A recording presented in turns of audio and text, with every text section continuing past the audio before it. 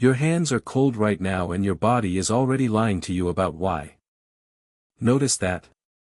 The temperature in this room hasn't changed. Your hands weren't cold 10 seconds ago. But now that you're thinking about it, you can feel it. A slight chill. Maybe a little clammy. That's the first lie. Here's the real reason your hands get cold when you're scared, and what your body is actually preparing to do with them. It starts with a man named Walter Cannon. In 1915, Cannon was a young physiologist at Harvard. He was watching cats get into fights. Not street fights. Laboratory fights. He'd introduce a dog into a room with a cat and watch what happened. The cat's heart rate would spike. Its pupils would dilate. Its breathing would quicken. And its paws would go cold. Every single time. Cannon called it the fight or flight response. It's one of the most famous concepts in biology. And it's also completely wrong. Not wrong in the way you think.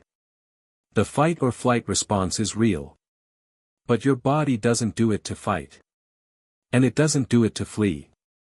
That's the part nobody tells you. Here's what actually happens. When your brain detects a threat, a loud noise, a stranger's stare, a sudden movement, it sends a signal down your spinal cord. That signal hits your adrenal glands. Your adrenal glands dump two hormones into your bloodstream. Adrenaline and noradrenaline. Those hormones do three things. They increase your heart rate. They dilate your airways. And they constrict your blood vessels. Not all of them. Just the ones in your skin and your digestive system. Your hands get cold because the blood is leaving them. But here's the strange part. That blood doesn't go to your muscles. It doesn't go to your legs so you can run. It doesn't go to your arms so you can fight. So where does it go? In 1929, a researcher named John Fulton studied this exact question. He was working at Yale. He'd been watching Cannon's work and noticed something nobody else had. When a cat got scared, its paws got cold. But its brain got hotter. Much hotter. Fulton discovered that the blood leaving your hands and feet is being rerouted to your brain. Not your muscles. Your brain. Think about that for a second. Your body is actively cooling your hands to feed your brain. Why? Because your brain uses 20% of all the oxygen you breathe. It's the hungriest organ in your body. And when you're scared, it needs more. It needs everything it can get. Your hands are a radiator. A heat sink. Your body is pulling heat away from your extremities and dumping it into your skull so your brain can think faster. That's the twist. Every time you felt your hands go cold in a job interview, before a first date, walking down a dark street, your body wasn't preparing you to run. It was upgrading your processor. It was overclocking your brain. Sound familiar? You felt this your whole life. You just didn't know what it meant. You thought you were scared. You thought you were weak.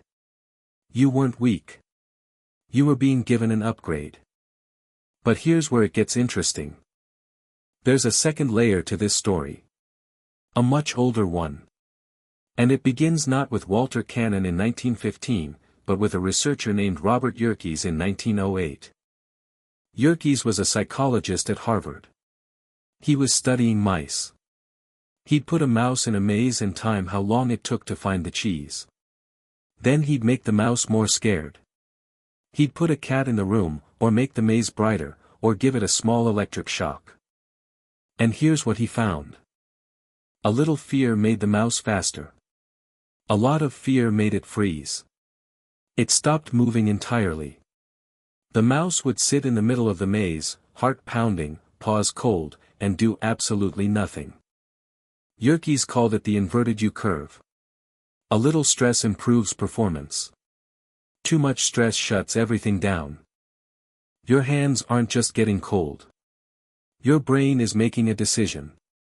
A decision that happens in less than a second. A decision your ancestors made for you millions of times. That decision is called risk assessment. And it's the most important thing your brain does. Here's how it works. Your brain has a built-in dial. It's called the anterior cingulate cortex. It sits right behind your forehead.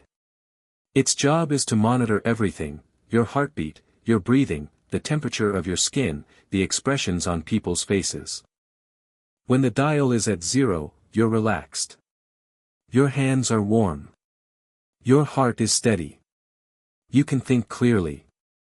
When the dial goes up, your brain starts redirecting blood. Your hands get cold. Your stomach gets tight. Your peripheral vision narrows. Your brain is focusing on one thing and one thing only: the threat. When the dial goes too high, everything locks up.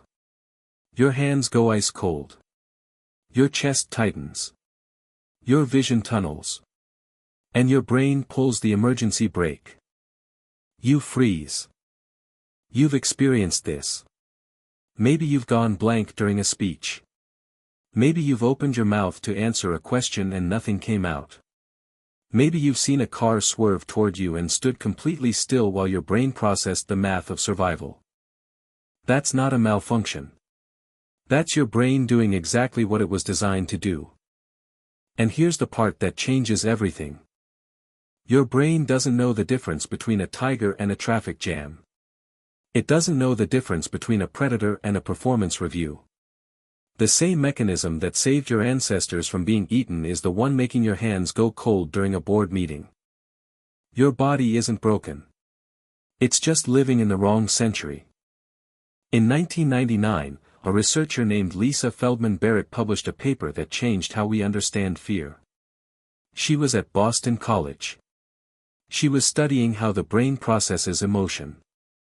Her discovery was simple and profound. Fear isn't a reaction. It's a construction. Your brain looks at your body, your cold hands, your racing heart, your shallow breath, and it builds a story. It guesses what you're feeling. And most of the time, it's wrong. You feel scared. But you might actually be excited. Or hungry. Or tired. Your hands are cold. Your heart is racing. Your brain says, fear. But that's just its best guess. The exact same body state can be fear, excitement, anticipation, or anxiety. Your brain labels it based on what you expect to happen next.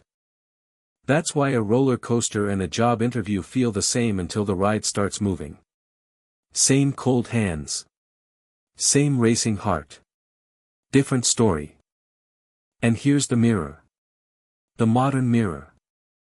Have you ever noticed that your hands get cold right before you check your phone? Right before you open a stressful email? Right before you walk into a room full of strangers? That's your ancient brain responding to a modern threat.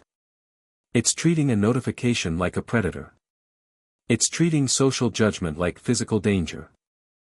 Think about what that means. Every time you felt a chill before opening a text message, your body was doing the same thing it did on the African savanna. It was preparing you to think faster, act smarter, and survive a life or death moment. The only difference is the tiger is now a comment thread. That's not a flaw. That's the price of having a brain that works. The next time your hands go cold before a meeting, before a difficult conversation, before you hit send on something important, stop for a second. Notice it. Your body is telling you something real. It's telling you that your brain needs more fuel. That something matters to you. That your ancient survival system has woken up because it thinks this moment is important. And it's right. It is. The fear isn't the problem. The cold hands aren't the problem. They're the solution. They always were. For 1,000,000 years, cold hands have meant a warm brain. A thinking brain. A surviving brain. Your ancestors didn't freeze because they were weak. They froze because they were calculating. They were running every possible outcome at the speed of light. They were making the kind of split-second decision that separates life from death. You inherited that. Every time you get cold hands, you're experiencing 1,000,000 years of evolution. 1,000,000 years of ancestors who survived because they were scared enough to think carefully and brave enough to act anyway. One day, you'll be in a moment that matters. A moment that asks everything of you. And your hands will go cold. Your heart will race. Your breath will get shallow. And you'll know what it means. It doesn't mean you're scared. It means you're ready. It means your brain is doing exactly what it was designed to do. That's not a failure of your body. That's the price of becoming who you are.